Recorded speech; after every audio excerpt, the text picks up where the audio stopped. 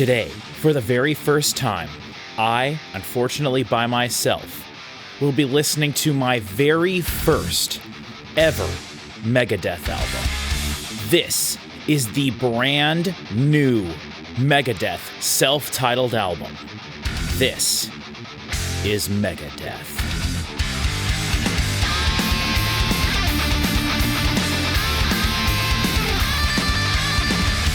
Hello everybody and welcome back to another album review / reaction here on the channel. If this is your first time here, we are in for a wild ride, I guess. I meant to say wild, but my brain automatically went to bumpy ride, but I'll get to all that in a second. First of all, I have to say, if you are a fan of this channel, if you are one of the people that are subscribed, awesome. Thank you so much for doing that. If you are a member of our Discord, awesome. Thank you for doing that. If you're not and it's your first time here, you should go check out our Discord. Links are in the description to that. We have an awesome metal community growing there and a community that's now stretching beyond metal, but you should check that out. And if you haven't seen any of the Metallica videos on the channel here, you should go check that out. But I have to tell everybody that is familiar with the channel, I asked both Chris's if they wanted to do this reaction with me, and they both flat out refused. So it's on them. I want you all right now, if you belong in our Discord, I want you to go to Discord right now whenever you're watching this, and I want you to write to Present Chris that he's a poo-poo head, and I want you to write to Remote Chris that he is a fart face, okay? I want you guys to go do that. Let them all know how terrible they are, okay? So for everybody else here who doesn't know what I'm talking about, I have two other guys. I actually have three other guys that do reactions with me here on the channel, and two of those guys are sort of metal guys. One of them is a crazy, long-haired metal elitist who's been in metal bands and punk bands most of his life, and the other guy, his musical tastes are a little bit closer to me, but I asked both of them to do this Megadeth reaction with me, even them knowing that it was going to be my very first time ever hearing a full Megadeth album, and they both said no. Chris, one of the Chris's, Present Chris, he refused to do it because he doesn't like Megadeth. He doesn't want to talk about Megadeth on the internet. He doesn't want people mad at him for what he has to say about Megadeth on the internet. And so he wienered out of this. And then Chris Parker, Remote Chris, he and I are planning to record a reaction to the much more important album to both of us that also comes out today, the brand new Poppy album. We're going to be recording that tomorrow. So he said, you know, I would do it with you, but I've got a lot of stuff going on. He's got someone that he's working with, some health stuff going on, not his health issues, someone close to him. And so he said, I don't have a ton of time for all this stuff this weekend, so I'll let you do that one yourself. So here I am by myself, and I'm going to listen to my very first ever Megadeth album, and it's unfortunately Megadeth's last album. So we'll see what happens. Maybe I want to say to everybody watching, if you aren't familiar with the channel, or if you have found the channel more recently, 2 years ago, we did a video on Megadeth, and we were trying out sort of a different style of video then. Normally here on the channel, we listen to full albums from front to back. And if it's me doing them by myself, I don't generally pause between songs unless I have a lot of things to say. But if I'm reacting with someone else, which I try to have for important reactions to stuff, I try to have someone else here with me because people don't just want to listen to me talk the entire time. Unfortunately, that's what you get this time. But we generally do full album reactions. And so we were trying something new, though, because when my channel started to get a little bit popular and we started to get videos with lots of views, and we started to do that, all happened when we started to react to Metallica's albums, because I had never heard Metallica's entire discography except for the Black Album. And so we did that, and we ended up doing 72 seasons, and we had a lot of fun doing that over the course of like a year and a half or so. Then I was diagnosed with leukemia, battled that for the last 2 years, lots of stuff going on. But my point is that we did do one Megadeth video, and at the time we were trying to figure out a different way so we had so many bands that I've never heard of, because I am not a fan of sort of like classic metal or early thrash metal or anything like that. And so I haven't avoided it on purpose. I just haven't ever really sought it out. And so I've never heard a single album by Pantera or Slayer, which we've done Slayer now. We did Rain and Blood. But Pantera, Slayer, Megadeth, Iron Maiden, Judas Priest, Testament, so many other bands, Iced Earth, all these other bands. And at the time, we were like, oh man, we want to get more into this. I want to do all of these bands.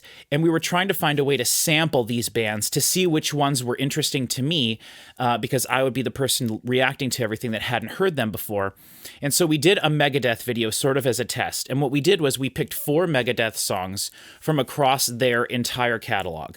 We listened to something from earlier on. We listened to, well, you guys can go check that video out if you want to, if you want to see what I thought about that. And then that video also features both of the Chris's in it. So it's a really fun video we did, and I'm happy with that one. But we ended up not doing any other videos like that because we found out that what works a little bit better for us is just doing full album reactions.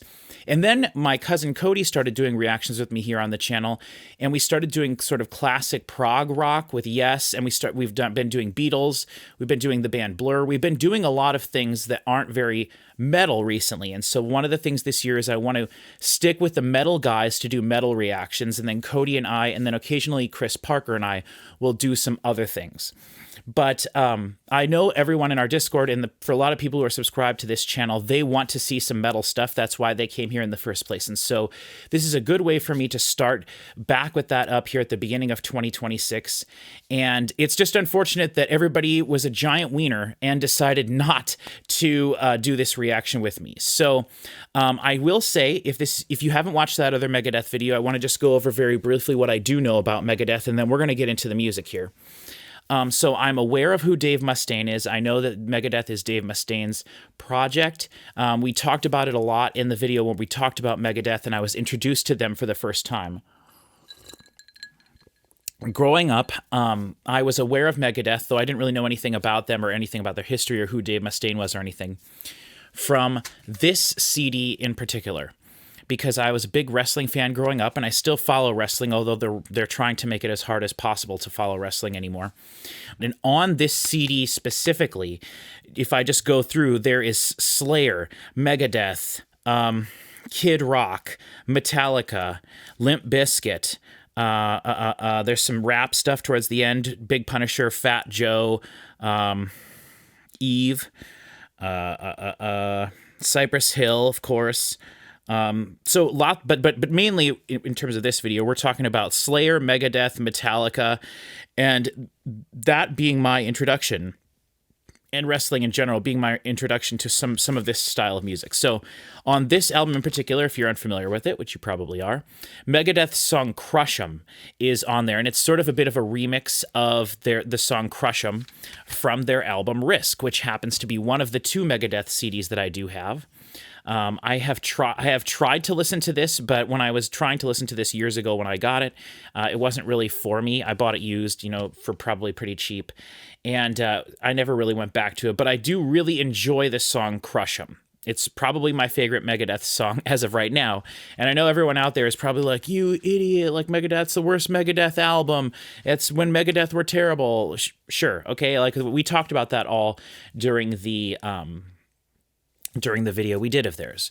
And so over the last I buy CDs whenever I can find them cheap. And at one point at Goodwill, I bought this CD. And I actually think I have 2 copies of this now. But this is Megadeth's albums, I believe. Oh, I thought it was called Symphony of Destruction. It's called Countdown to Extinction, but Symphony of Destruction is on here, which I'm aware of that song, but only the very beginning of it. And the only part of it I can remember is when, at the very beginning of the song, he goes, "It takes a mortal man," or something like that. So I do have this as well. This is all the Megadeth stuff that I do have. I do have an extra copy, like I said, of this album, though, but I don't think it had the cover art and everything. I just bought it in a big batch of CDs. Anyway, so I can't remember which of the 4 songs we listened to in that Megadeth reaction video, but I do remember enjoying their more recent stuff a little bit more. And then I found out that Dirk Verburen is actually in Megadeth. And Dirk Verburen is one of my absolute favorite drummers. I am a huge fan of Soilwork. They are one of the metal bands that got me into metal, and I still love Soilwork to this day. They've changed a lot over their career, and I would recommend anyone that likes Megadeth look into Soilwork if you're not a fan of them.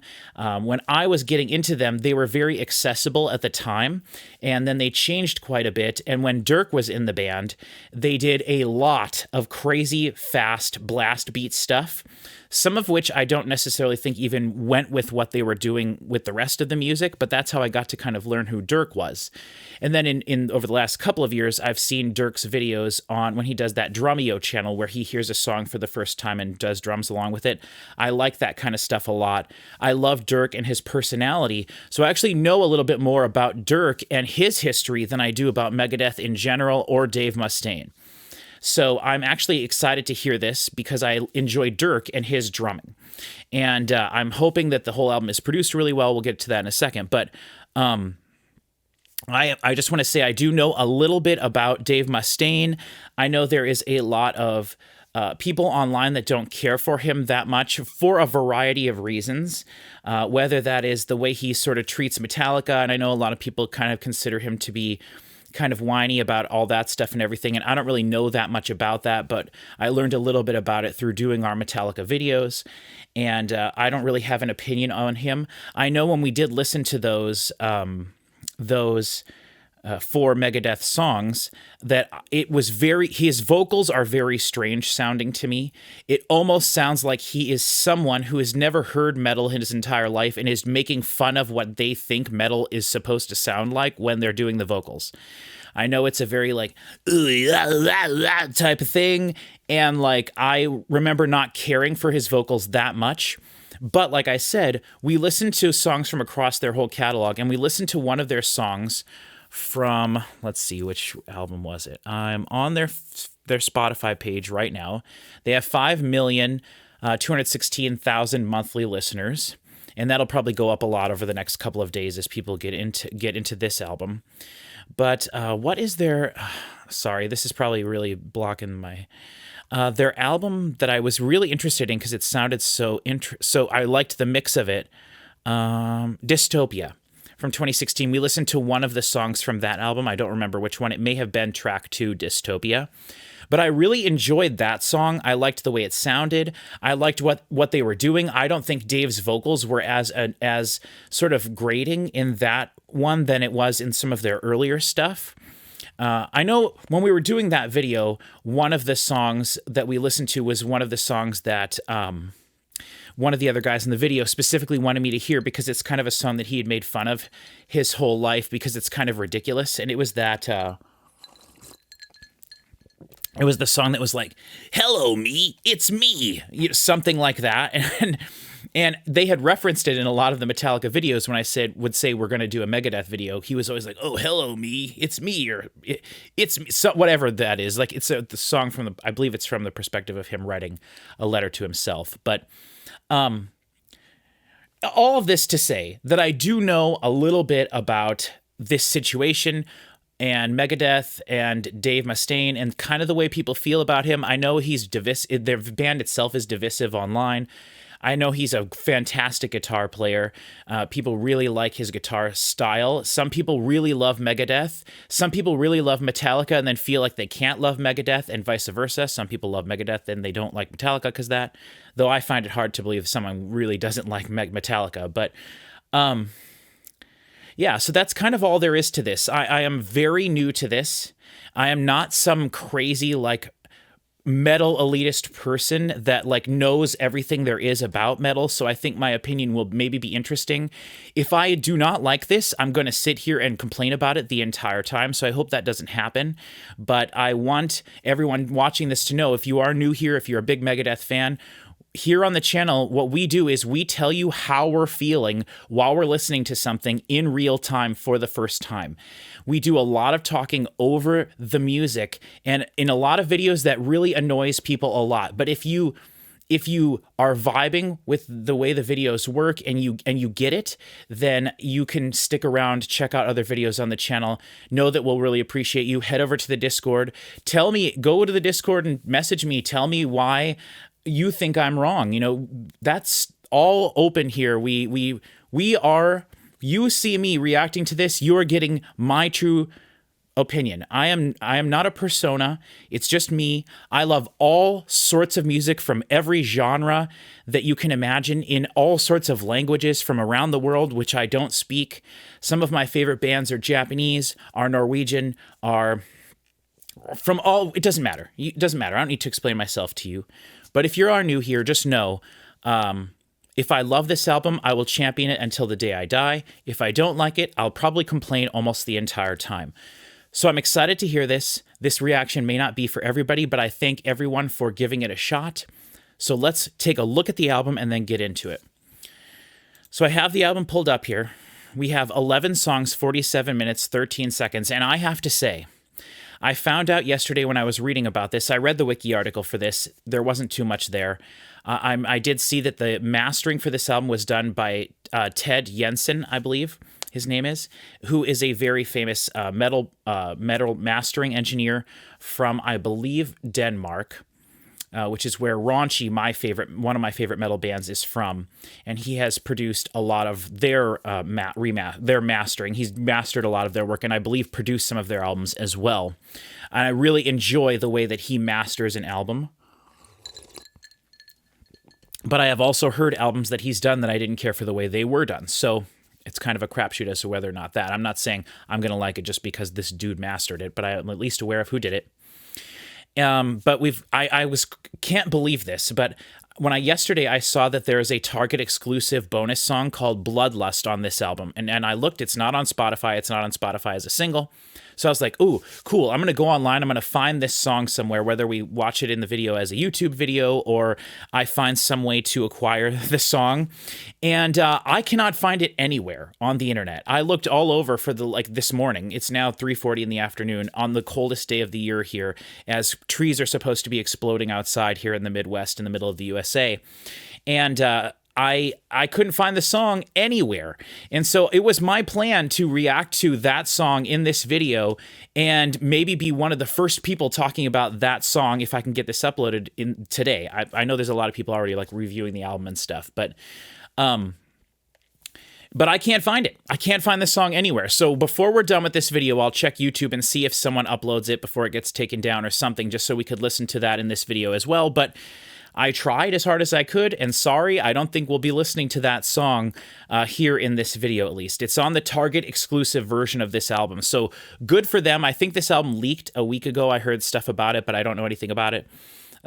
And so apparently the Target exclusive version did not leak, so that's pretty cool, I guess. It's kind of rare in today's age to have something be so secretive. So it's fun as I look at this. There's, like I said, there's 11 songs. Song 11 is Ride the Lightning. That's the big song everyone's been talking about. It's by far, it looks like the longest song on this album, which is kind of a bummer to me. I was hoping there'd be some longer songs on here, but maybe Megadeth is just not like that. Not like Metallica, who insists on having like a 2-minute long intro to every single song, at least on their last few albums. At least on 72 seasons. But we've got it looks like 4.5, 3 minutes, 3.5, 4 minutes, 4.5, 3.5, 4. So it's all pretty decent length songs. The plays are really funny because as of right now, when I'm recording this, the first track, Tipping Point, which I think was a single, I have not heard any of this. I've not heard a second of any of this. Tipping Point, I believe, was released earlier as a single. It has 6,300,000 plays. Then the second track, I Don't Care, has around 3 million plays. And then the fourth track, Let There Be Shred, has almost 1.7 million. Everything else has below 10,000 as of when I'm listening to this. Ride the Lightning has 24,000 plays. So clearly people are coming here and just going to that. And then track 6, Another Bad Day, has 10,000 plays. Track 3, Hey God, question mark, exclamation point, has 13,000. So people have listened to the first half a little bit more than the back half. And then a lot of people have come to look at Ride the Lightning just in the last 24 hours since this was released, or however, it's, like I said, 3:40 the day the album came out. So, without further ado, if you like what we do here and you enjoy this video, I do have a Ko-fi account. The link for that is in the description. You can donate if you want to, but no big deal. Let me do this one more time before we get started here. A lot of people complain about my nose whistling recently, and I will say, when I was going through all my cancer stuff over the last 2 years, one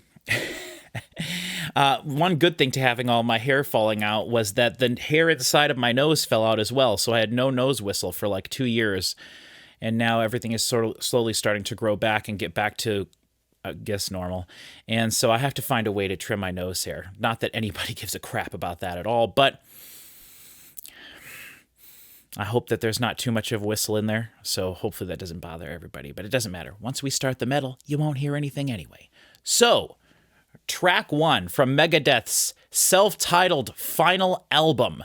This is Tipping Point in 3, 2, 1.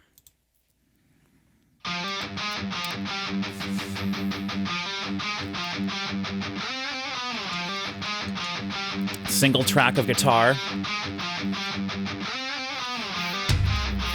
Different signals, panned wide and left and right, I think. Now there's 2 tracks, obviously, 2 guitar tracks.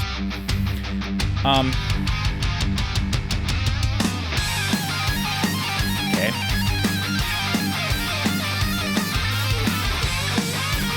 Not much bass happening here at all.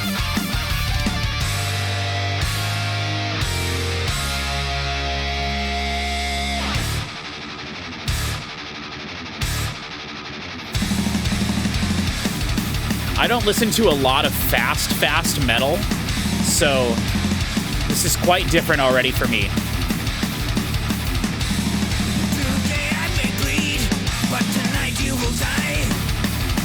There is like no guitar on the left at all, just hi-hat. Is there just one track of guitar? There's 2 guitar players in this band.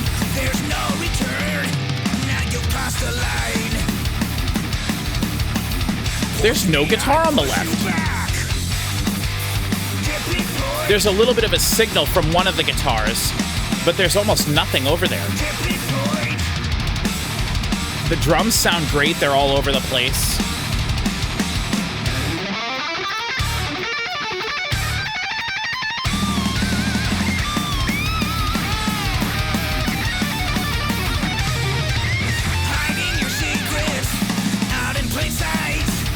Okay, I'm not hating his vocals.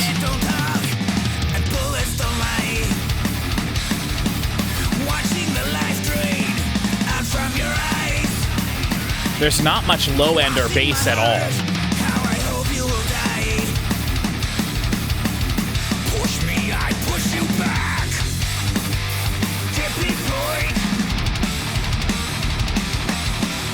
I can't believe there's no guitar on the left.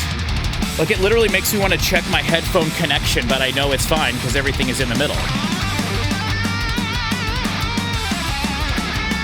Lead guitar's off to the left a little. I read that this was the first album with this guitar player they currently have, who did do some songwriting, I believe, with Dave.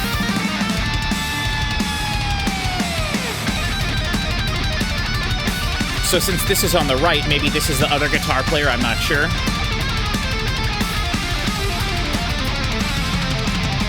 I will invade your mind, make you hear the sound of voices that aren't there, with no one else around. Interesting vocal there. That reminds me a lot of Edsel Dope and the way he does some of his vocals. Ooh. Cool. Awesome. Retardando. The guitars are very shiny. There's not much mid-range in them. I guess in that way it has a bit more of an old school feeling, I guess. The mix.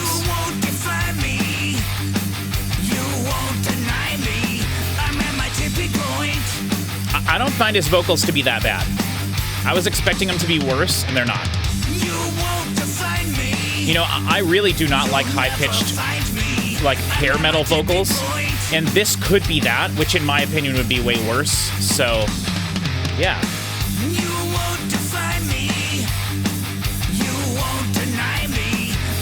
Also, you have to take into account how old Dave is as well. Not that that's a big deal, but...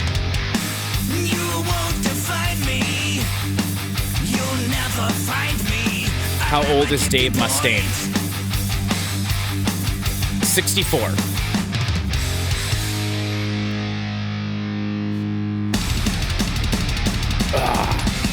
Okay, I am going to pause after the first track here. Okay, sorry. I probably talked over that more than everybody wanted me to. Also, very sorry. I had soup for lunch, chicken noodle soup, and now I am very, very thirsty. Okay, so the guitar is non-existent on the left. There is some signal there, but it's so small what you're hearing there, and it's I believe what they did was they recorded, I assume it's Dave's guitar that we're hearing most of the time, and they must have recorded it or ran it through a patch, or recorded the direct signal and then ran it through some different amp emulators or something. I'm not sure how they did any of this, but when the song first started, you could hear one vocal take, but it was split off into several different sounds.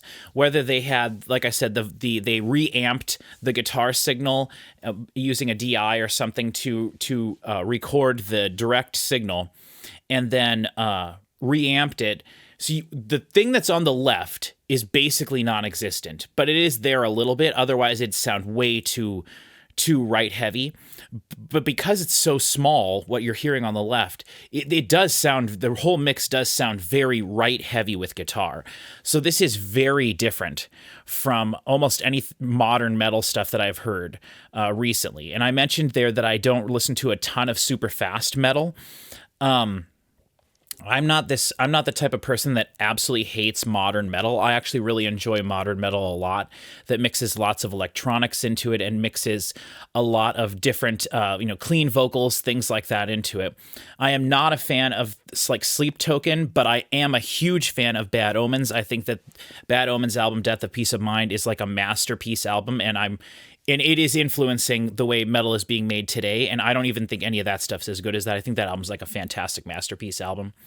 But I'm not that big into Sleep Token. I heard my first Ghost album a couple of months ago, and I thought it was very disappointing to me, which I know that this is all very different things. So I guess the only thing I can really compare this to that I know that much would be something like Soilwork, In Flames, definitely Metallica, which this sounds better to me than Metallica's first 4 albums, because I do not like the way that those albums are mixed at all. I do not like a bunch of reverb all over all this stuff. When I first heard Rain and Blood, I was like, oh man, I wish all Metallica's albums from the 80s were mixed like Rain and Blood was mixed, because their approach to having the guitars be dry rather than reverby on all over the place, like was the trend at the time in the 80s to do that with stuff, following the hair metal trend and everything. It's so nice to hear Rain and Blood, and unfortunately I didn't really care for Rain and Blood that much, but I didn't hate it. I didn't hate it or anything like that, and I loved the way the album was mixed, a lot more so than Ride the Lightning, specifically the album, and even Master of Puppets, which I don't care for the way that album is mixed either. I think of the Metallica's first 3 albums, I actually like Kill 'Em All the most, and Justice for All, I cannot stand the way that album's mixed because there's no bass on it. It sounds terrible.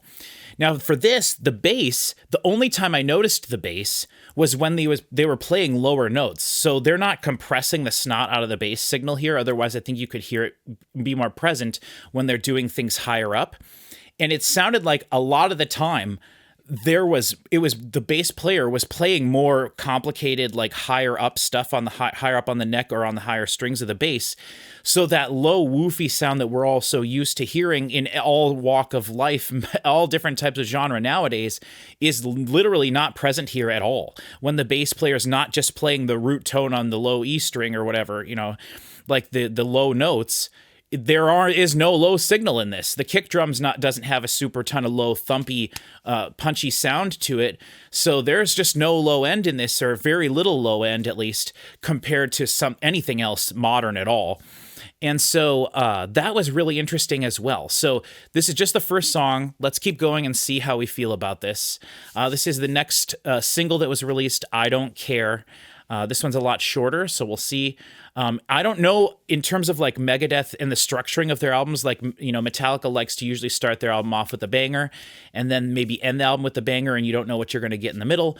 I don't know if Megadeth is a faster band in general, so we'll see. I'm learning in real time here. So this is I Don't Care in 3, 2, 1. I don't care if I'm out of line. I don't care. Okay, here you can hear the bass. I don't care, you don't like what I say. I don't care and I won't obey. I don't care if you're getting high. I don't care when the More truth guitar is on the lied. left. I don't care when the rope gets tight.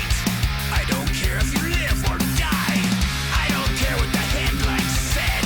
I don't care if all hope is dead. I don't really care if I'm interesting. not your class. I don't care, you can kiss my ass.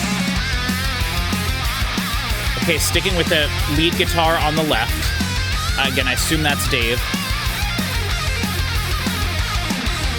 He was a hater and a thief, a maggot in dead meat, a traitor and a creep, a jack off and a sheep. You know a rat never learns, you get what you deserve. You gotta know that I just don't care. You gotta know, gotta know, gotta know. You gotta know, gotta know, gotta know. You gotta know, gotta know, gotta know. You gotta know, gotta know, gotta know. Weird, some weird frequencies in there. You're standing tall. I actually really like this a lot. I don't care who you try to blame. I don't care, I don't play that game. I don't care if you're wrong or right. I don't care if you came to fight. That mid-range frequency that's building up in there, there is not much compression on this.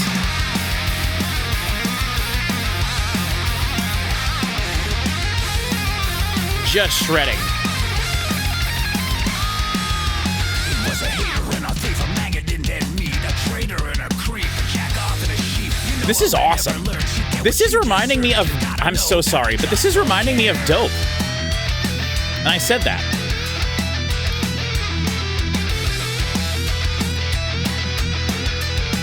And when I say that, I'm aware that Megadeth came before Dope, okay? Settle down. So surprising to me what people complain about. This is awesome, though. The mix is a little weird. I'm really surprised.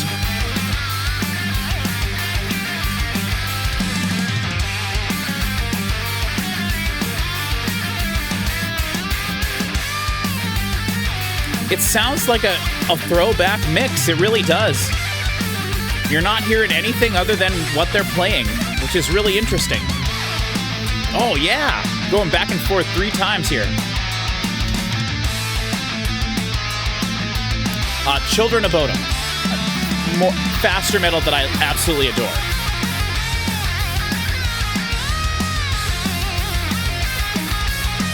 I guess that's kind of... Okay, I can draw on that a little bit for how I can compare this to things. This is awesome. You know a rat never learns. You get what you deserve. You gotta know that I just don't care. You gotta know. Yeah, right? I was waiting for him to come back to that because I love that part at the beginning. Dude, that was awesome.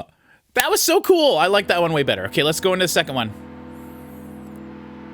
Hey, God. Hey God, Hey, God. I need a minute of your time. I know that I've been missing lately. I've had a lot of things on my mind. Hey God, I feel my life slipping away. There's so much left I wanna do. I feel like there's a little more guitar on the left, but man, it is mostly just on the right. Sometimes I feel so insecure as I walk these streets alone. The drums sound nice. Very faithful representation of what they would sound like. They might not even be using drum replacement at all, which would be very surprising. Never had that much to say. Hey God, I don't know why you care at all.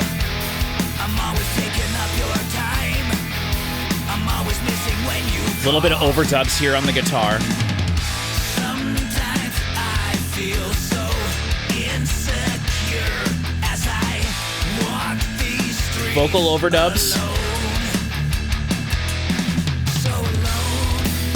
Ooh. Yeah, I'm used to hearing Dirk going like ham on stuff with Soilwork stuff, so very reserved Dirk here, but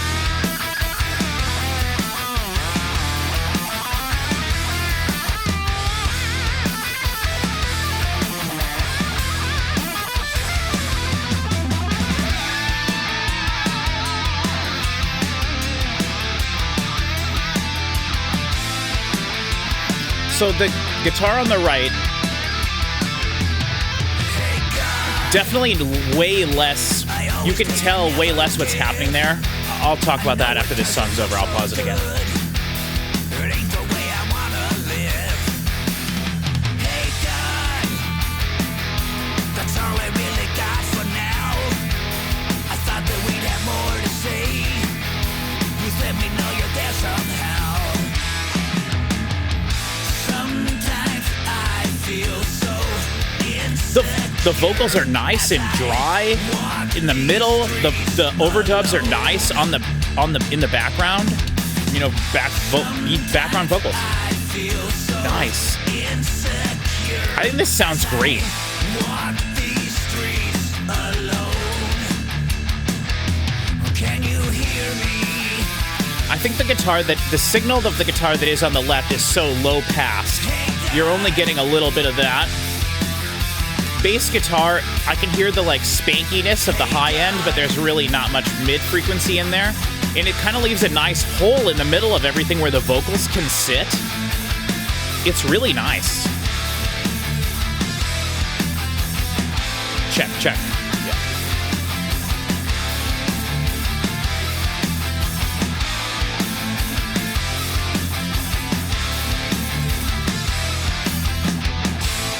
Okay, I'm going to pause it for just a sec. What was I going to say? The guitar on the right, when they are doing the back and forth thing kind of during the solo section, there's almost no definition to the guitar on the right. The like lead guitar on the right is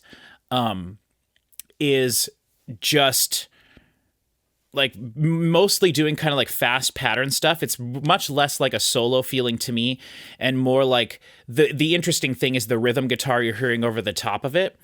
And so again, I'm doing assumptions here. I'm assuming that a majority of the guitar we're hearing is Dave's guitar, because I think he is known for playing the guitar.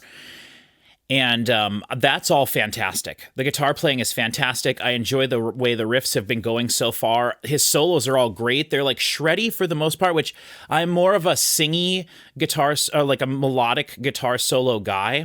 But like I will say, if we're talking about Metallica here, I'm not really that big of a fan of Kirk and his guitar solos, really at all. This is just different from that. But I'm not really a big solo guy in general, but if there are solos missing from something like this, I would be like, where's the solos? So I do think solos are an integral part to all this, and I've been really enjoying everything that I've been hearing. Solo-wise and riff-wise. And it is very different from stuff that I normally listen to. But the thing that's most different to me is the mix. But I want to go back real quick to that. When they're doing the back and forth solo section thing, the guitar that's on the right, I'm assuming is the rhythm player, and the tone that they have chosen for him is very, it's fuzzy and it's very sparkly sounding, but there's like no definition to it. That tone itself in box is compressed to snot, to the point where like whatever you're doing on it, it's all just kind of blending together, creating like a block. I can see the waveform in my head, it just being a block of noise, right? And when it's just like you can't really even feel much movement there in terms of what's happening. Actually, like hearing the separate individual notes, it's more just like white noise sounding. And on that song, at least, it was much more noticeable on that one being this way.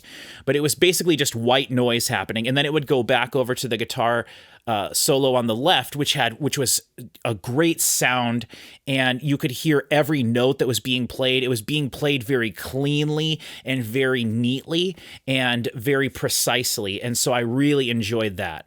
That's really nice. And the vocals, I know a lot of people, I guess I've heard people, maybe just the buddies I have, talk trash about Dave's vocals, but like this, I've heard such worse vocals than this and stuff. This is nice. And I love the way it's kind of cheeky and stuff. Even that song itself, you know, hey God, you know, I haven't checked in for a while. So it's very interesting. You know, a lot of these bands when they were younger, and it was the, well, we don't need to get into that, but like, it's pretty cool. It's pretty neat. You know, I like this. I like this. I still think track 2 is my favorite, then track 3, and then track 1. But yeah. All right, track 4, Let There Be Shred, which is pretty, you know, tongue-in-cheeky. So I like that. I don't know, again, I don't know that much about Megadeth. So like this, like, Let There Be Shred, that's like a cheeky name for a song. That's pretty cool. That's pretty awesome. I like that. I was expecting it, I guess, to be more serious, and it really isn't. So that's awesome. I like that. Let There Be Shred in 3, 2, 1. Wow. Crisp frequencies there. It just has a throwback feel to it, right? It sounds like something from the 80s if it was mixed good back then.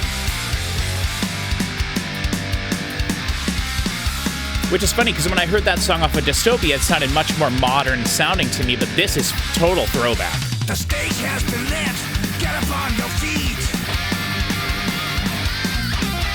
Harsh out to pound. Everyone get off your seat. My fingers spontaneously combust into flames. Destroying pretenders, only ashes remain. On the day I was born, a guitar in my hands, the earth started rumbling, a thunderous command, to bash and to thrash, to bang my head, to smash my guitar, let there be shred. Guitar solo in the middle here. Different place than it has been. Very clean, very precise. Ooh. Yeah.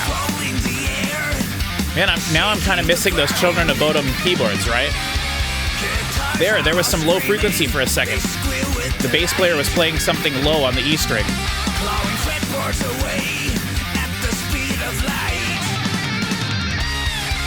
On the day I was born, a guitar in my hands, the earth started rumbling, a thunderous command, to bash and to thrash, to bang my head, to smash my guitar, and let there be shred. Ooh, yeah. Yeah.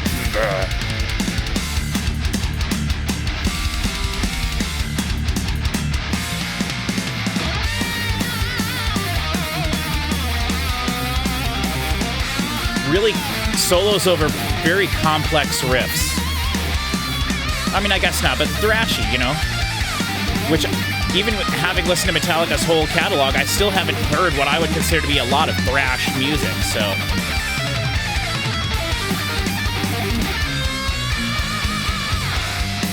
Oh, wow! Way louder, off to the left, nothing on the right.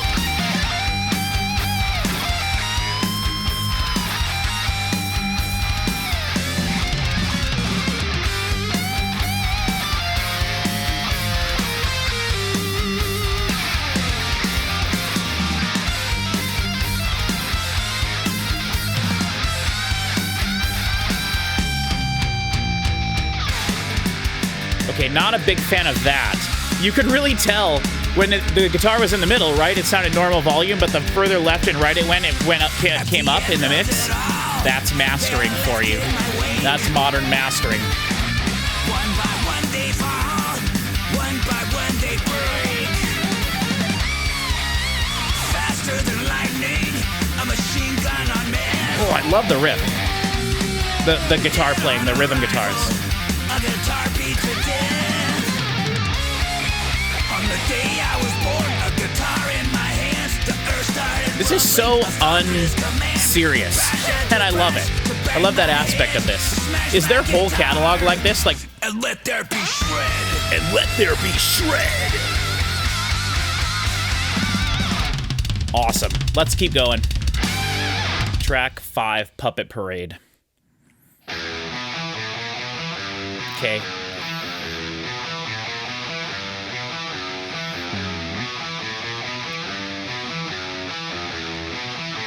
Nice wide sounding riff there.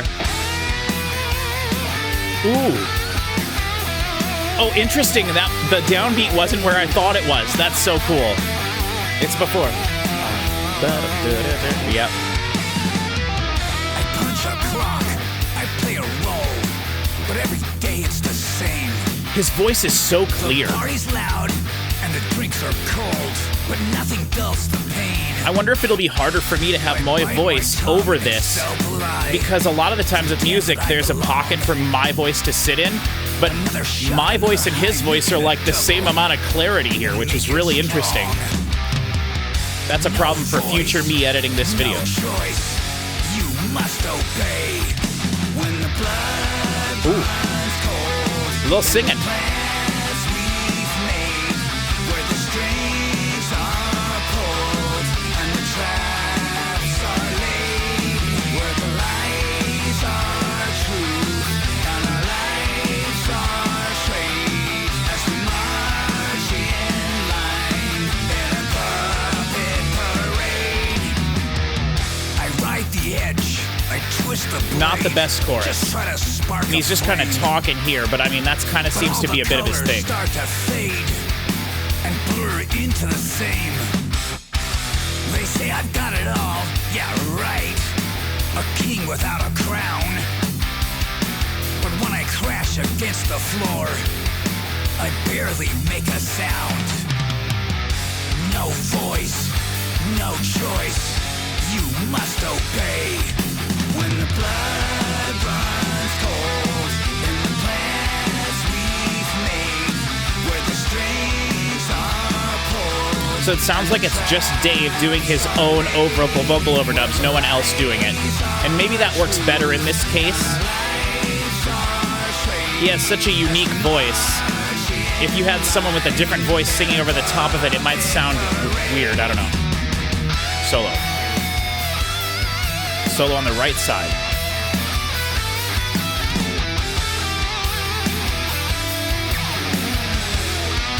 Listen to that hi-hat on the left.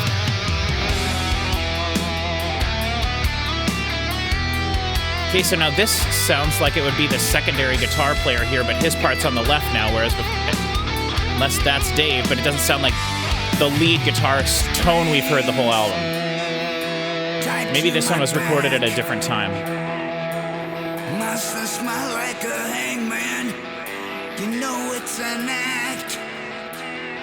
He also reminds me a little bit of Tobias Sammet from Avantasia, Tried to charade an Ed guy, his voice. as they dance for the But he's not hitching it up into that higher range like he does.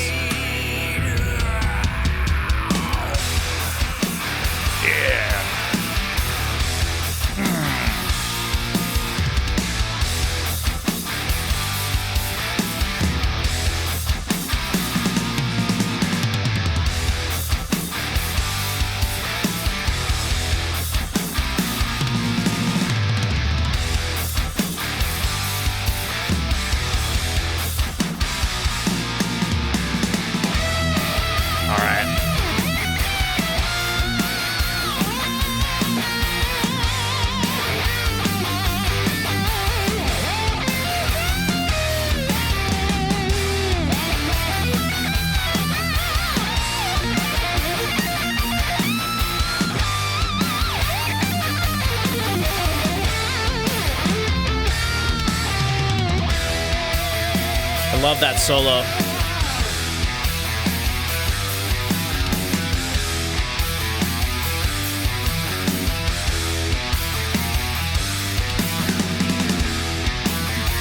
Some really like dirty sounding white noisy guitar trap tones in there. But it's working. We're gonna keep going. This is probably the weakest song I've heard so far. I think that's the weakest one. Okay, track 6, Another Bad Day.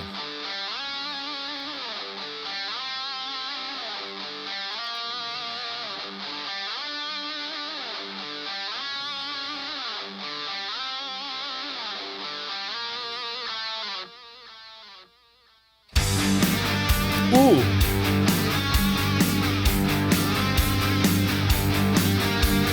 So this is nice. There's rhythm guitars with the lead guitar over it, but there's multiple layers of each thing. Multiple takes. Woke up on the floor again. No idea just where I've been. My phone is dead. Yeah, he really does the talking for vocals thing, huh? My job and I lost the tooth. It's just another bad day. Another bad day. Another bad day.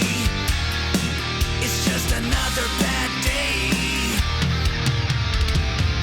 Really simple chorus, right? Doesn't need to be more than that. It's just another bad day.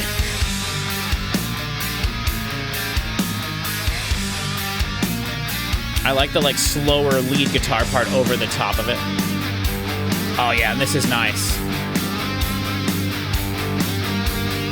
It's so funny, I can't help but compare this to Metallica, but Metallica does not sound like this at all.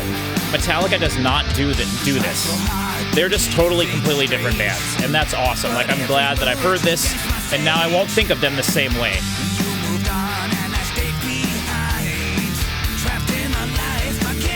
This is so much more fun than Metallica is. Not that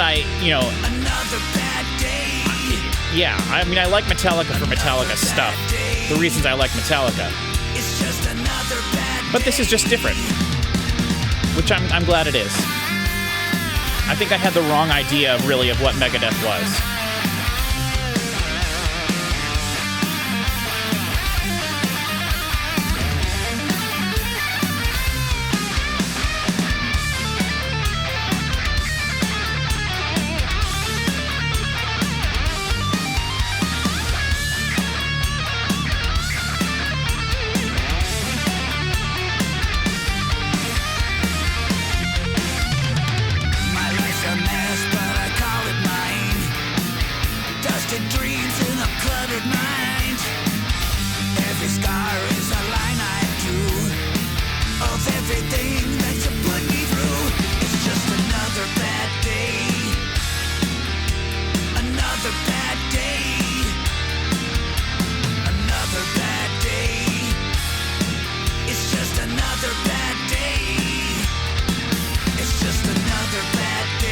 Got 3 choruses, been really nice.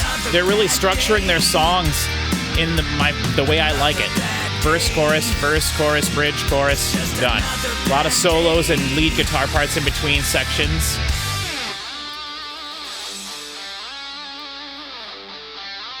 Very cool.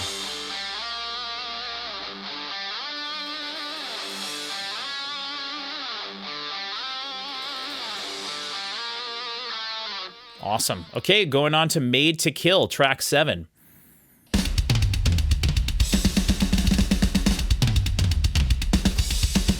Nice. By the way, I have been enjoying the drumming, and I've been trying to notice it because I do love Dirk so much. All right, here we go. Oh, yeah. Okay, this is Metallica.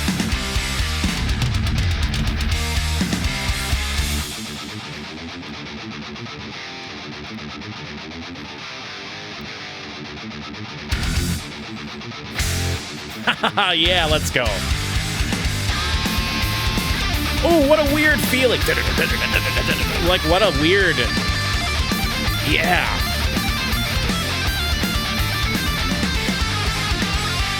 Born to lose, trained to fight, hates the dark, defends the light, taught to pray, yet made to kill.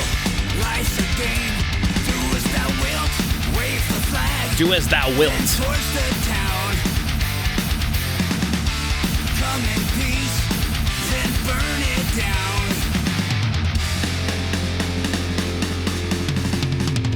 Smoke and fire, choke the dawn. Every trace. Let's go. Life is gone. Hot sun, the desert war. Blood for gold, and guns will war. Red skies, bombs fall. Black smoke, a nation crawls. Fire for crude and oil fields. The mighty fall, and the people kneel.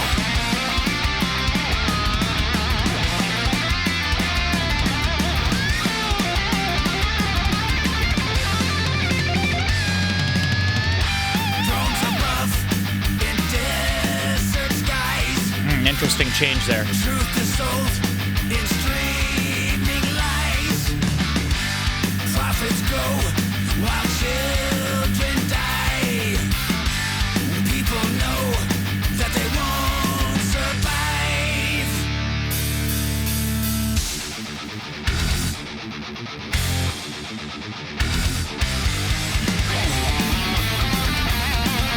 A lot more low frequency here because this must be in a different key, a lower key. Maybe they detuned guitars, I'm not sure. Burning mass, foreign lands. Kings all drink the blood-soaked sand. Votes are cast in smoke and steel. You say we the people, what's the deal? Wave the flag, then torch the town. Come in peace, then burn it down.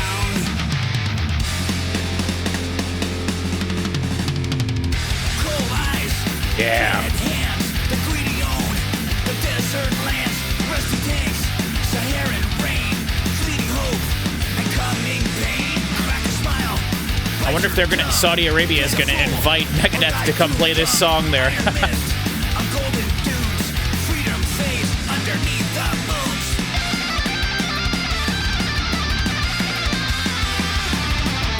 Whoa.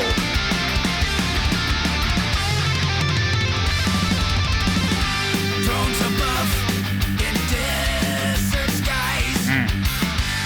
Truth is sold in streaming lies. Profits This song had almost like 2 choruses. children die. People know that they won't survive. This is great. I like this one. I still think I Don't Care is my favorite one, but this is maybe second. Okay, obey the call, baby. Let's go. Okay.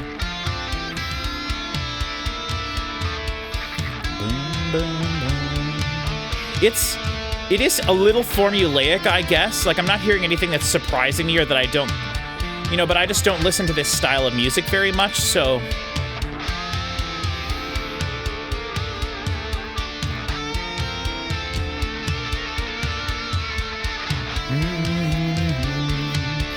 I will say, I would give anything to have Metallica's first 3 albums to be mixed this well. Oh, yeah. Horizon Oh, yeah. and silent screams. There's burned out cities that haunt my dreams. And there's ghosts in the gears of the war machine. It feeds on faith, but it bleeds gasoline.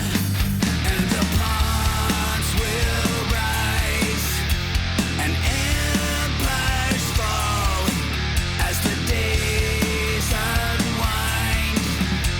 Obey the call. Oh, sorry, I'm shaking the camera. Crusaders Sorry. dressed in red, and they write their laws. This song, like the previous one, feels like it's written in like a lower register. Frostbitten frayers, Maybe detuned guitars, encoded lies. lower key. As we march down the path where all reason dies, and the pawns will rise. It's very easily digestible. This is very easily digestible. Everything is so pristinely clear. You can hear everything so easily. It's very easily digestible, and I don't mean that in a bad or negative way at all. I mean that in a very positive way.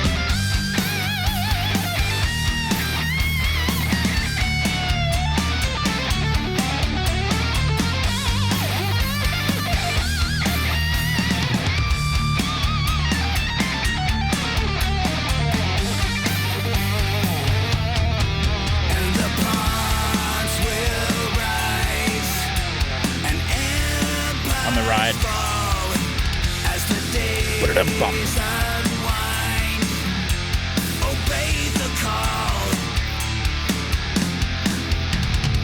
I wish more metal would be mixed this clearly. It's a really good mix.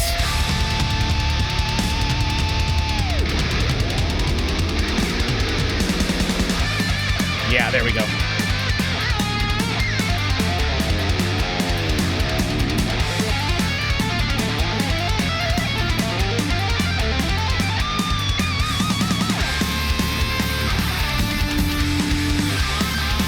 There we go. Yeah, that's a nice tone. It was weird on that one song I mentioned it on. It hasn't really been like that again.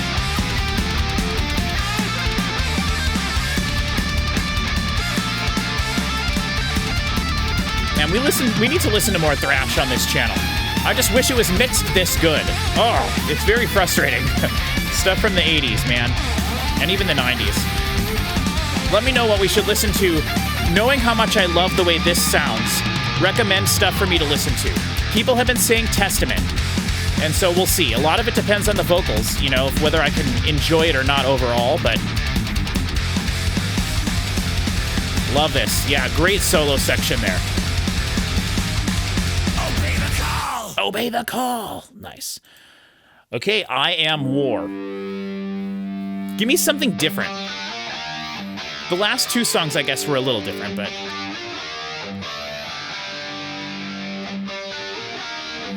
a little flange on the guitar there. Okay.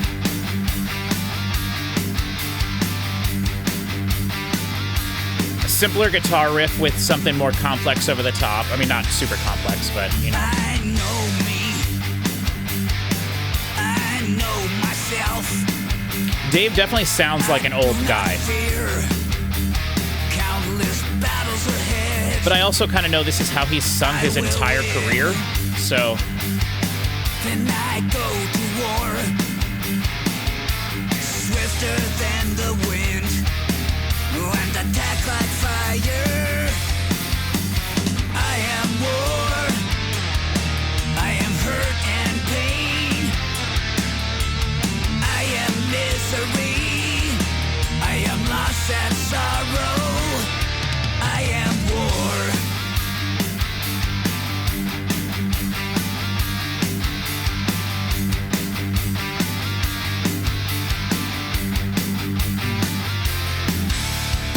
To know you. This sounds so good.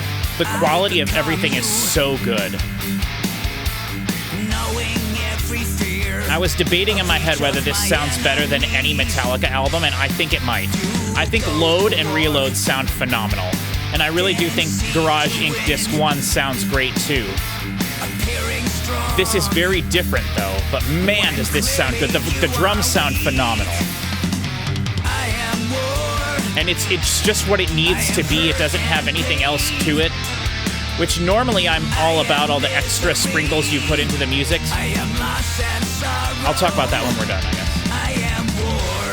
guess. This song is very more straightforward to me. This is not my favorite one so far. I don't think it's going to change that much.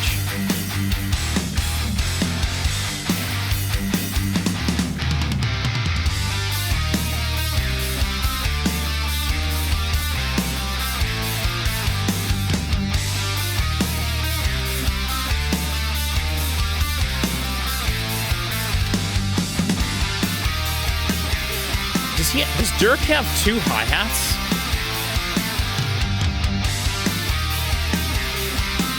Nice. A lot of layering here. There we go.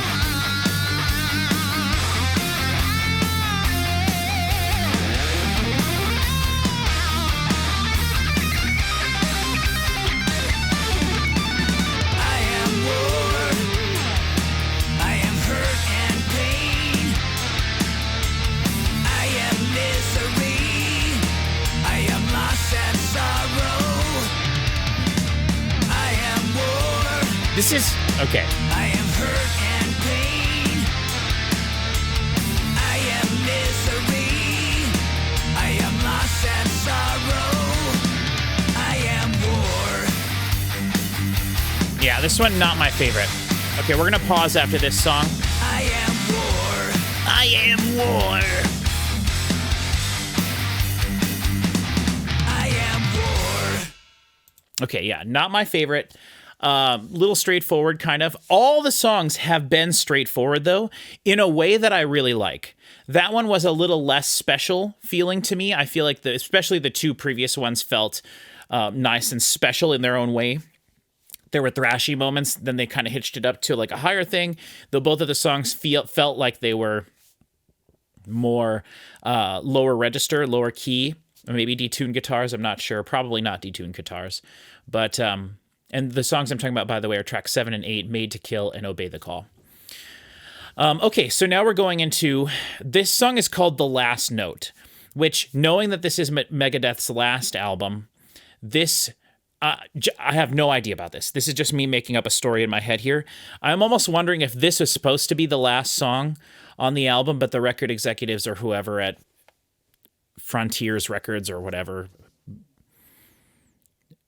Megadeth Inc. or someone, no, we got to put Ride the Lightning at the end. Unless Dave wanted Ride the Lightning at the end, I don't know. But Ride the Lightning fades out, I believe, like a big old jerk face, like a lot of Metallica songs back in the day do. And so I'm wondering if maybe they wanted that or not. I hope the song doesn't fade out. If this Ride the Lightning doesn't fade out, I'm very excited to get to that, but we'll pause after this too. So, but anyway, this is The Last Note. So I'm wondering if this was supposed to be, intended to be, at least at one point, the final track on the album, and then they decided to add Ride the Lightning, and then it makes sense for that to be the last track to force people to listen through the rest of it to get to that. Not that they wouldn't, but hopefully you know what I'm talking about. So I don't know. One of the things I've been talking about here on the channel a lot recently is final track vibes, right? I want the last track on an album to have final song vibes. Final song vibes. I want the final track on every album to sound like it's the final song on an album. I want it to be definitively, it doesn't have to be different from the rest of the album, though I think it should be, that a good final song with good final song vibes is a little different from the rest of the album, but I want it to feel like and sound like it's the last song on the album. Now, in this case, they're presenting to us as the Ride the Lightning as the last track. And so, interesting, but we'll maybe see if this song has final song vibes, and then Ride the Lightning doesn't. Then we'll talk about that at the end. But this is just my conjecture here. I don't know anything about this, the track listing or anything. So this is The Last Note. It's quite a long song, 5:30. It's the second most longest song by actually quite a lot, other than Ride the Lightning. So this is The Last Note in 3, 2, 1. One more spotlight. Ooh. Starts to fade to black. Fade to black. One more winding road. Who is this doing this? This is... I won't come back. That's an awesome voice. Grating. The roar I lived for. The roar I lived for. It starts to die. Very cool. And now it's time for me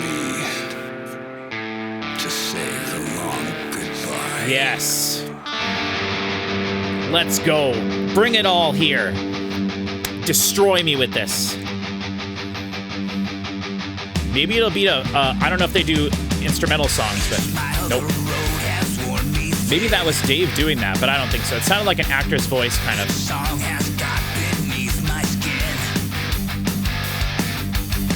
You can definitively hear guitar on the left here.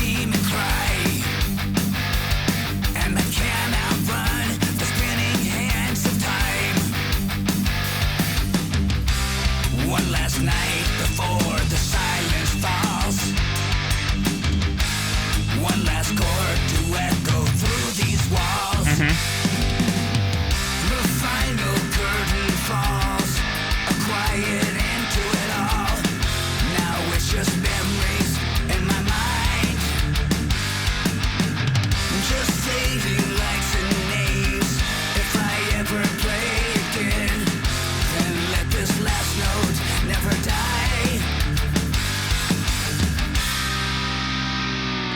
This song better not fade out. The whole song is literally about one more last chord ringing out, one last note. You know, it better not fade out. Because if it does, it's going to piss me off. Raised on chaos, fed by the crowd. So clear. The guitar got heavy, time to lay it down. Yeah? One last night before the silence falls. One last chord to echo through these walls. The final curtain falls, a quiet end to it all. Now it's just memories in my mind, just fading lights and names. If I ever play again, then let this last note never die.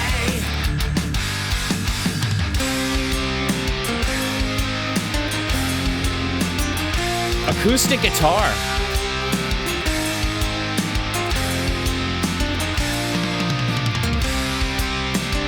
Interesting.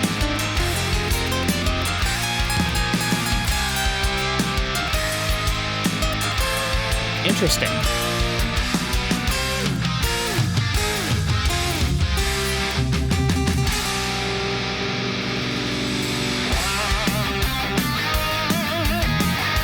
I don't know how I feel about that. I like that it was different, but it was too.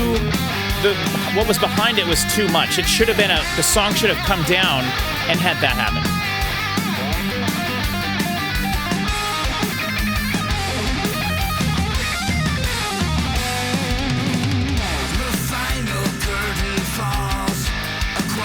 I wonder if this will be the last song they play at shows. But I'm sure they've got some huge, massive hits that, like, people want to hear in the encores and stuff, you know. A little on the nose, but...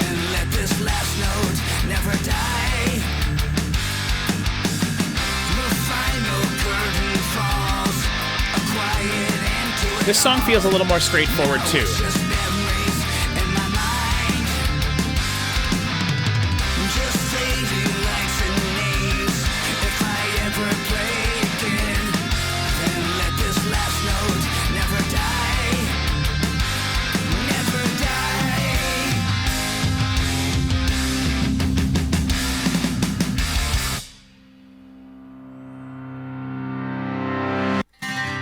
Reverse piano. They gave me gold. They gave me a name. Yeah, this should have been the final song. But every deal was signed in blood and flames. So here's my last will. It's so funny because this is like compressed all to hell. This is crazy. I came. I ruled. Now, I disappear.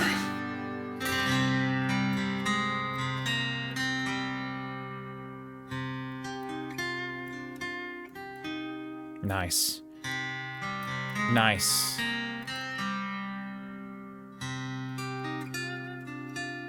Oh, that was nice. I like the little Old Westy vibes there. Okay, we're pausing it.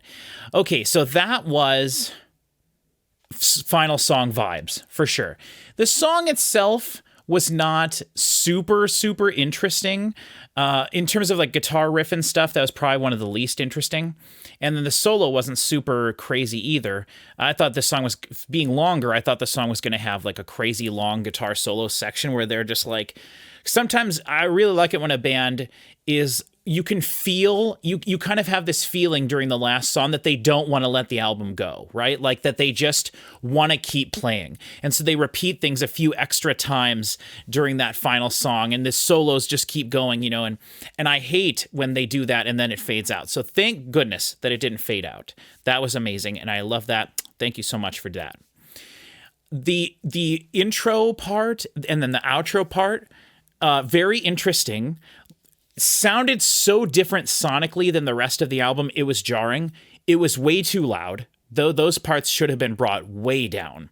I don't know why that was so compressed and just not sound really great sounding. The acoustic guitar part during the acoustic guitar solo during the song, I feel like that would have stood out more and meant more if the song itself had come down and then that would have happened. But I almost wonder if maybe they didn't do that so they can play this song live and then they'll just play it on the electric guitar, that they'll just do a different guitar solo there instead. It was interesting to hear an acoustic guitar solo done like single note stuff rather than like beautiful, classical picking or anything over the top of like just a metal riff. It was jarring and it was kind of hard to do that. It's very hard to have something that's very pretty and pristine and like very gentle sounding, which is what an acoustic guitar is. And you can play it, you can smack the crap out of it and play it really hard. And they were doing that there to a degree. But it is very gentle sounding still. To have that over the top of a metal riff is a hard thing to do. A lot of symphonic metal is one of my favorite genres of music, and that's one of the really hard things. It's to balance the gentle and the intimate over the top of the heavy and the intense, right? It's hard. And one thing I always say is you have to match the intensity of what's happening. So like, if the guitar parts are super intense, whatever you're putting over them have to match the intensity. And generally, when I say that, I'm talking about vocals. And a lot of the times, for me, when vocals don't work for a band, for me is with metal at least, the vocals aren't as intense as the music. Now, intensity doesn't necessarily mean that it has to be screaming, yelling, blood curdling, pig squealing like craziness. It can be emotional intensity. It can be sung intensity, but it can't just be wimpy singing over the top of something that's really intense and heavy. You have to match the intensity somehow. And so the fact that acoustic guitar solo to me didn't really work that well. It could have been way worse. It definitely wasn't hidden there, but you could tell that they were trying to like push the ceiling of the acoustic guitar as much as they could. That was an interesting way to approach it. The song did have final track vibes, final song vibes, but it was mainly the intro and outro. It would have been interesting to have that start the album and then end the album with that too, just two little like 15 to 20 to 30 second long clips. It would have been really neat to have the acoustic guitar part be more fleshed out, start the album with that, end the final song with that. But that they just chose to do that on that song, and that's fine. It let the album start with a bang the way that it did. So, okay, now we're on to Ride the Lightning, and I just have to say, it is well documented here on the channel. Ride the Lightning is not my favorite Metallica song. The intro riff, that whatever it is, I do not care for that, the way it's done very much. Ride the Lightning is probably, in my opinion, one of the albums that I dislike the mix the most in terms of Metallica's catalog. I really don't like the way Death Magnetic is terrible. Saint Anger is terrible. And Justice for All is terrible. Unfortunately, Metallica has a lot of terrible mixed albums. It's just so don't even get me started. But Ride the Lightning, in particular, I do not care for the reverb all over the guitars and all over everything. I don't like the way that it's mixed. It sounds like it's in a cavernous cave, being performed in a giant cavernous cave. So if this version of Ride the Lightning is mixed with the clarity and the way the rest of this album has been mixed, I'm so excited to hear this. I don't know what the vocals are going to be like with Dave. I don't know what this is going to be like. If it's completely different sounding and doesn't sound like Ride the Lightning at all, I don't know how I'll feel about that either. But I guess, I don't know. This is it. The final track, Ride the Lightning, in 3, 2, 1.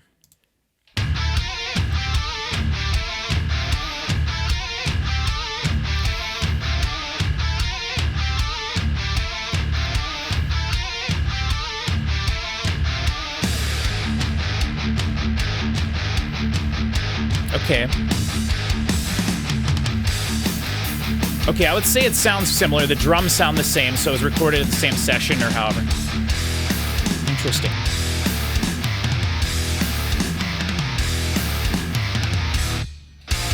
Guilty as charged, but damn it ain't right.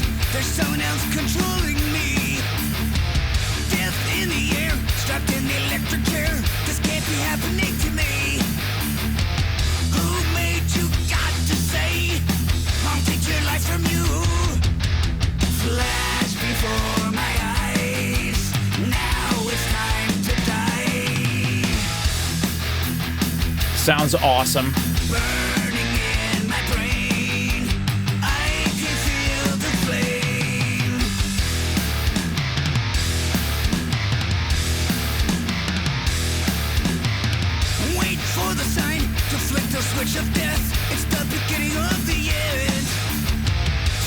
easier to tell what he's saying for sure. Consciousness, my only friend. My fingers twitch with fear. What am I doing here? Flash before my eyes. Now it's time to die. Burning in my brain. I can feel the flame. Oh.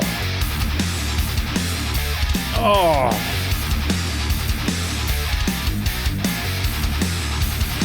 Someone help me. Oh, please, God, help me. They're trying to take it all away. I don't want to die.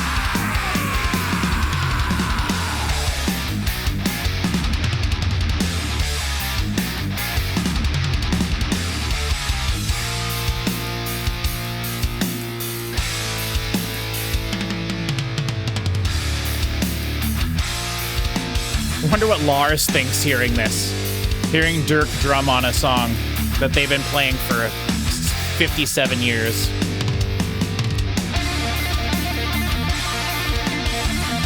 More reverb here than there has been on anything else.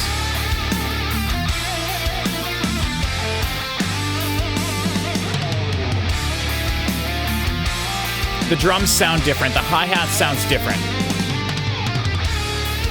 Now, I'm sure Dirk probably records his own drums.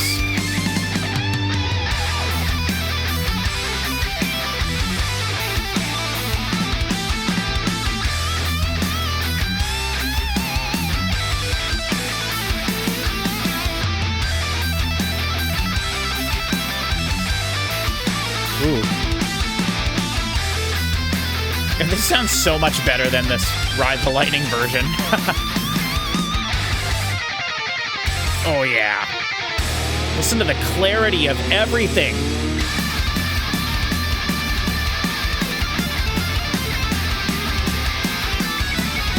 Oh.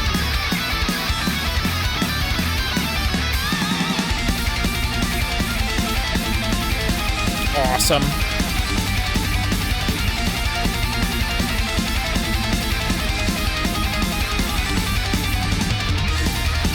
Oh.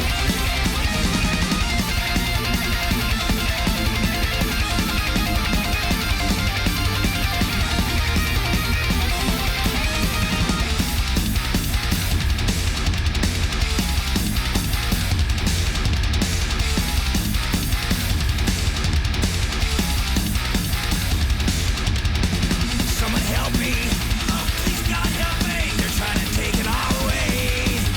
I don't want to die. Weird.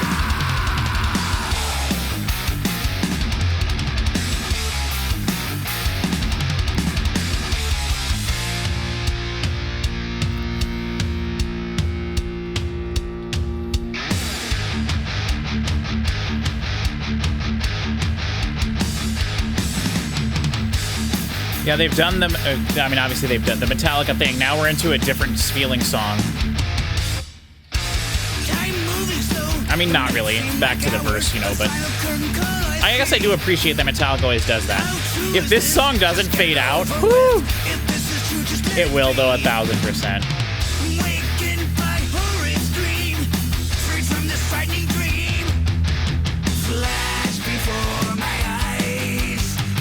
I've always thought this chorus sounds like happy, and with Dave doing it, it really, you know, burn, yeah,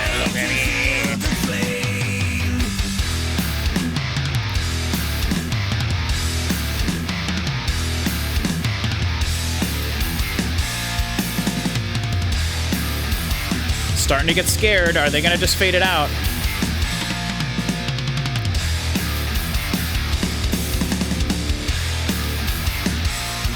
I don't think they have enough time to fade it out.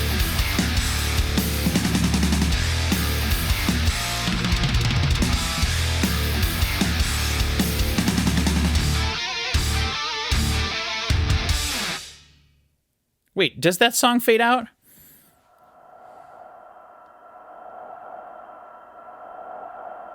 Let's listen to this. Oh my gosh. Such a different mix. Such a different mix.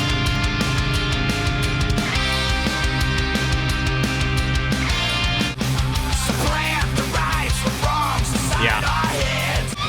More reverb. Oh, hold on. I gotta check something real quick.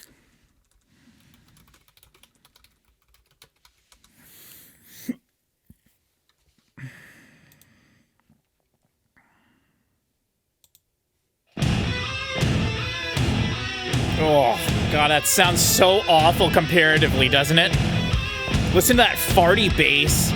The guitars with so much reverb on them, it sounds like you're in a church cathedral while they're performing this. Oh my God, it sounds awful! Oh. I gotta go to the end and see if it fades out, because I don't know if it does now. Uh-oh, it doesn't fade out, does it? It doesn't. Well, that's a lot of egg on my face. See, you know what? Everyone that watches the channel will know. I constantly get For Whom the Bell Tolls and Fade to Black mixed up with the song Ride the Lightning. That's so funny. Because both For Whom the Bell Tolls and Fade to Black fade out. And it's been pointed out to me that Fade to Black literally says fading, so it's fine. Okay, well, you know what? Hey, I take back everything that I said about the song fading out. I am so sorry. Woo, look at this guy's ignorance here. At least you know I don't know what I'm talking about. Okay, I just found, I went through the whole video, recorded the whole thing, and forgot that to look for Bloodlust, and I just pulled up YouTube here, and I found it. Someone has uploaded it in the last 2 hours. It only has 1,242 views, so we're just going to go ahead and listen to this right now, and this will be included in the video. I'll insert it here after we're done with the actual album. So, this is Bloodlust by Megadeth. It's the bonus track off of this album that just came out today, and it is on the Target exclusive edition. In 3, 2, 1.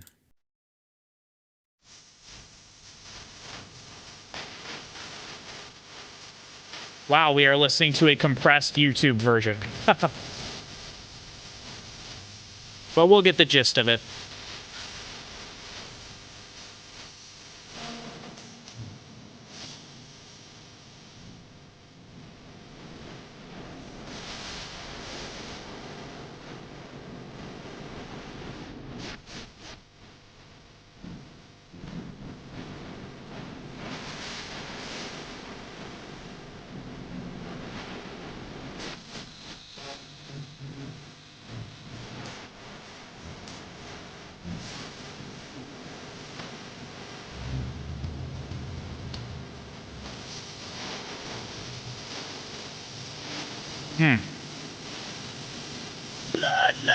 Bloodlust.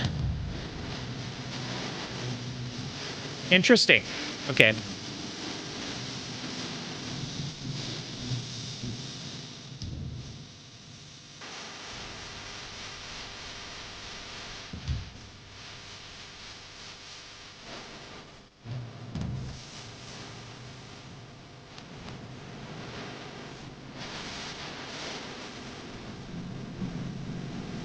So, you know, pretty standard based on what we were hearing before. Nothing too crazy.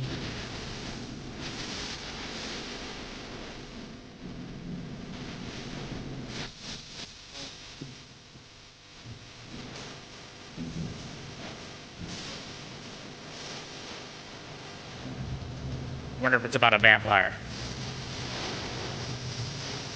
Eater. It's an interesting chord change there. Da, da.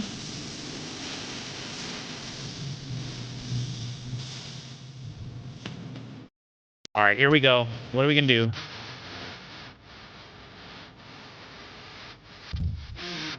You know, when Dirk was playing the snare only, it sounds kind of interesting and different. Okay, here we go.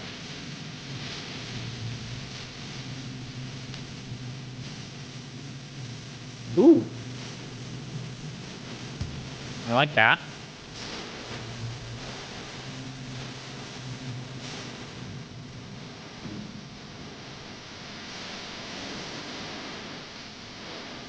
Okay.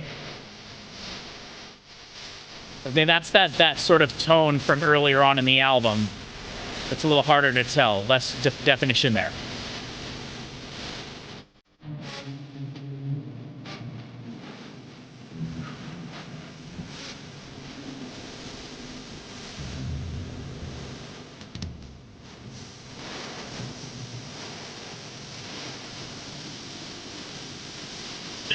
Bloodlust.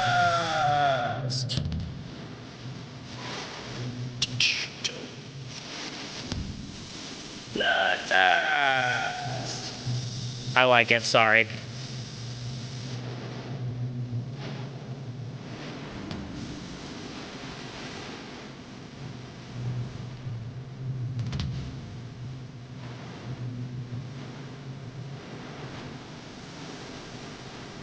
A little different with that bloodlust part in there. And some double kick, which wasn't super prominent on the album. So, okay. Awesome. Let me see, get rid of that. Okay, so yeah, there we go. That's the extra bonus song that's only found in the Target exclusive edition. And I realized this as I was starting to edit the video, and I was like, oh no, go look. Boom, there it is. It was uploaded 2 hours ago. So now let's go back into somehow my thoughts to the end of the video, going over my overall thoughts of the album. This song does not change my opinion, though I guess I would say my least favorite song from the album, the sort of boring one towards the end. I don't have the track listing pulled up anymore. If you were to replace this one with that one, like that one with this Bloodlust song, I think I would have enjoyed it a little bit more, because I liked that Bloodlust song more than the one that was the third to last song on the album. I liked it more than that one. So, okay, there you go. All right, now back to my overall thoughts of the album, minus this song. But do you guys know how I feel about that one now? Because I just told you. Here is this. Okay. This was mixed amazingly. This was mixed incredibly. This, I would give anything, and we have talked about this in my Metallica videos, I've talked about this with people in Discord, I would give anything to have the first 4 Metallica albums mixed like this, right? This album, this Megadeth album, sounds like what they were trying to do in the 80s without all the stupid reverb, right? It just sounds so nice and so clear. Everything was so pristine. Everything was so intentional. Everything was placed where it needed to be. The drums were a faithful representation of what the drums sounded like. There was nothing flashy here, mix-wise. You know, the solos were on the left, on the right. They were going back and forth sometimes. A couple of the songs, the solos were right in the middle. Dave's vocals were pristine as hell. You could tell exactly what was happening. You could hear every word he was saying. Lots of great diction in the way he was performing his vocals too. You can hear and understand everything he's saying. And I know he's not going for, like, you know, this isn't some crazy thing, right? This is Megadeth, right? And I guess if this is a representation of what they sound like, that's really interesting. I don't love Dave's vocals, you know, in terms of that, but I'll talk about that in a second. I want to just focus at the beginning of my overall thoughts here. Like, the pristine clarity of this album is fantastic. It sounded so good. Everything was nice and dry for the most part. And everything was so crystal clear. Everything was so easy to understand what was happening. You could tell exactly what Dave was saying. His voice fit perfectly in the mix. Everything fit perfectly in the pocket of the mix. The only thing on the entire album that was, like, shocking with its volume was the acoustic guitar and that guy talking at the beginning of the last note, right? That was too much. That was way too loud. The acoustic guitar should have been brought way down, and then the talking should have been compressed less. It sounded like it was recorded remotely, probably. It sounded like an actor. I couldn't tell who did it, but I guess I can look that up and see if those notes are on, if anyone said that. Who does the voiceover speaking part in the Megadeth song The Last Note? It doesn't say. The album's too new, I guess. But that was the only thing. Other than that, the acoustic guitar and then the actor doing the voiceover part which I do think was really cool and gave that song something special, but it really didn't have much to do with the song itself. But then the song itself had acoustic guitar. That was all that the acoustic guitar in the song was mixed fine, I think. It was trying really hard to be loud enough to be heard and understood over the top of that. But the only other thing on the entire album that was kind of weird was when they had that solo go like this. And when it was on the sides, it got too loud. And that, I said when I was listening to it, that is a symptom of mastering. A lot of the times with mastering, what happens is you take the sounds that are, the further something is to the right and to the left, the louder it's brought up. And you just make things a little bit flatter across the stereo spectrum, as well as like if you imagine a waveform as well. And so you have to actually mix your albums with that in mind sometimes, where they add these widening plugins, they add different kinds of compression and multi-band compressors and things like that. And what ends up happening occasionally is that things that are in the middle start to get a little drowned out because things on the sides are brought up so much. And that's just an inevitability with mastering.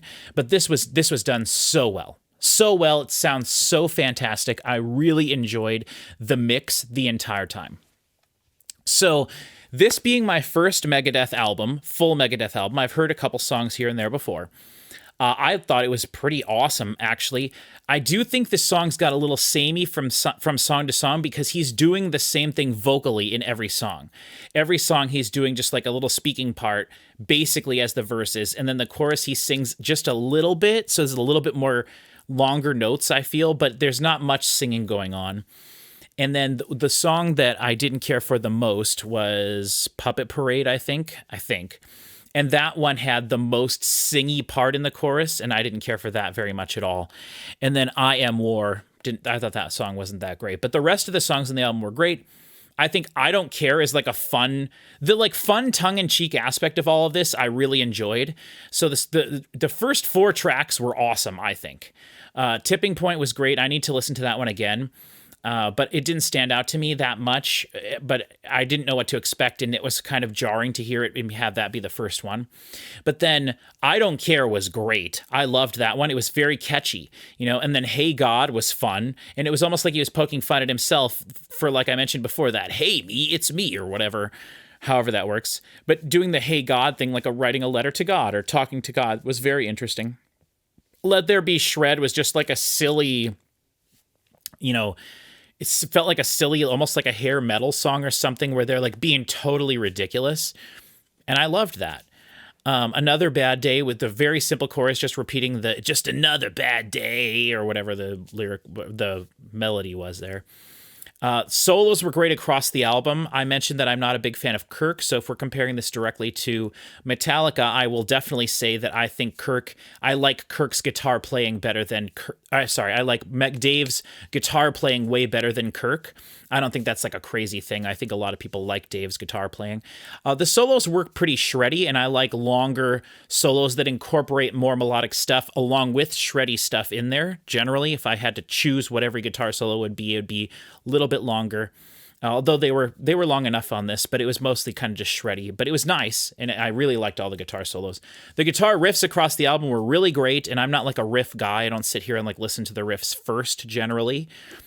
The drums were fantastic. The bass was basically something I didn't notice the entire time, other than the fact to notice like, oh, there's not much low end on this album. And that's because they weren't supplementing the bass with like subsonic frequency notes like a lot of modern albums do. The bass was just doing what the bass was doing. And if the bass was doing a higher part, the lower notes were gone. Like they didn't supplement that. They didn't add low notes for the sake of adding low frequency to the mix, which is really interesting and nice. Honestly, kind of a breath of fresh air thing.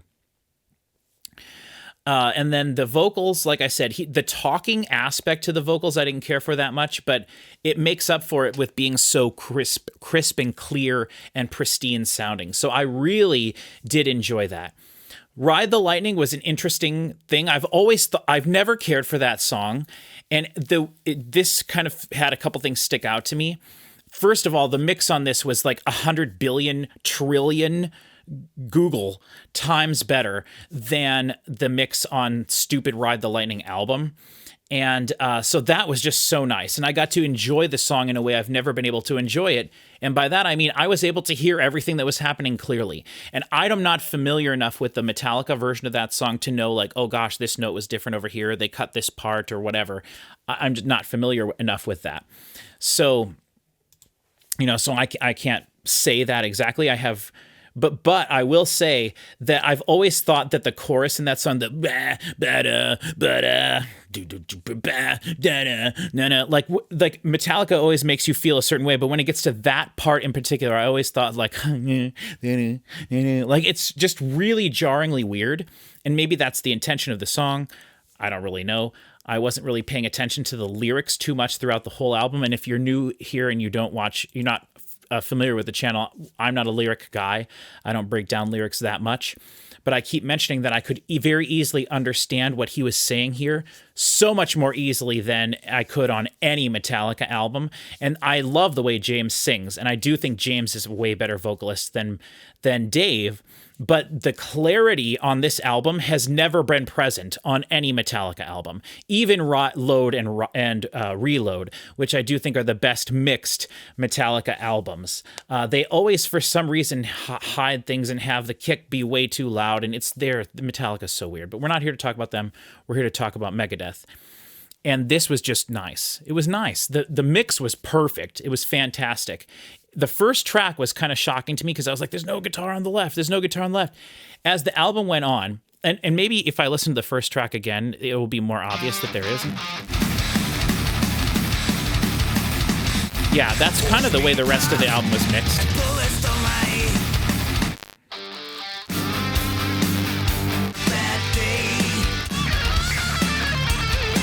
Yeah, so it's really interesting how they're using the drums to supplement what's on the left side to kind of balance the guitars that are very right heavy. But the first song was kind of messing with me a little bit. I was like, there's no guitars over here.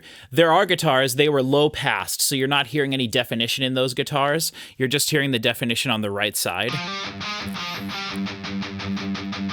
And that sounds like a different sort of amp or sound or something on the left.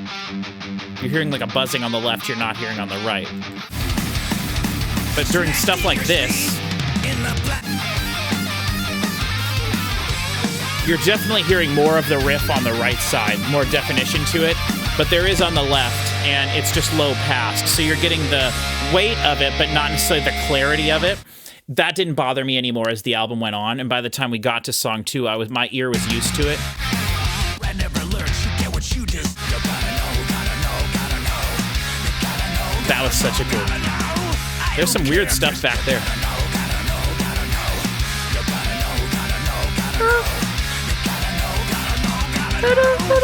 There's like some frequency build up there.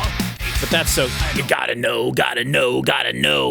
Like, there were moments where his vocals reminded me of Edsel Dope, which I think is really cool. I like him as a vocalist.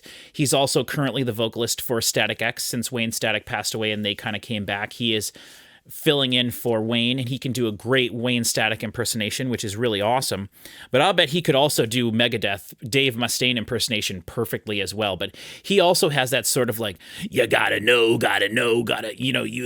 type of like growling, almost like a grunty like thing. He does that. He does other types of singing as well too, though, that like I didn't hear Dave. Dave basically, I only heard him do that. And then at parts though, during times, Dave's vocals also reminded me, I said, of Tobias Sammet from Avantasia and the band Ed Guy, which I don't know much Ed Guy, but I am a fan of Avantasia. And there were moments where where Tobias sings the way Dave kind of does, but Tobias also has a huge, wide range of vocals that he can do. And whereas Dave seems to just stick in that, like, he sticks in this kind of a range, and he uses the same kind of way to project, and he sings, and then he goes up a little bit and talks like this, and then back down like this. And that's kind of how all of the riffs were structured in terms of where the song was going. If you were just thinking of, like, start here, go up a little higher, go back to the root, go back, like, if you're just thinking of it like that. But yeah, I don't know. Really, I liked this album way more than I thought I was going to. And that's really surprising to me. So, yeah, I don't know. I want people to recommend in the channel bands that I should listen to that sound, their production sounds like this. And I don't care what decade they're from. If there were albums from the 80s that sound this good, I would love to hear that too. But stuff that sounds this good that I should check out, that I probably, knowing what you know about me in terms of what I listen to and what I haven't, like, recommend stuff to me. I really liked the way that this sounded. And if it was a band like this with keyboards in it, give me that all day long. And we've had that conversation before about like a thrash metal band with good keyboards, and really nobody could recommend anything. And I've looked online for that. I've looked through some like Reddit threads and stuff of thrash bands with keyboards, and it's hard to find. And like I said, Children of Bodom was a good reference for me, but Children of Bodom is sort of death metal, melodic death metal, Gothenburg style stuff with thrash mixed in there. And I love Alexei Laiho's guitar playing, obviously fantastic, very loose style. And I love the Yuppies keyboards and everything in that group. So I'm familiar with that. But so yeah, let me know other bands I should check out. It was a plan at some point for us to listen to one of the Megadeth albums. Everyone was saying, oh, they have an album that's like considered their, I think Black album is what people were saying at the time. And I think it was from like the early 90s. Rust in Peace. That's what it is. Rust in Peace. I think that's what it was.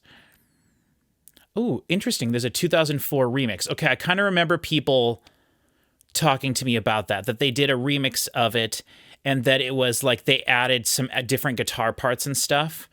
Okay, interesting. Okay.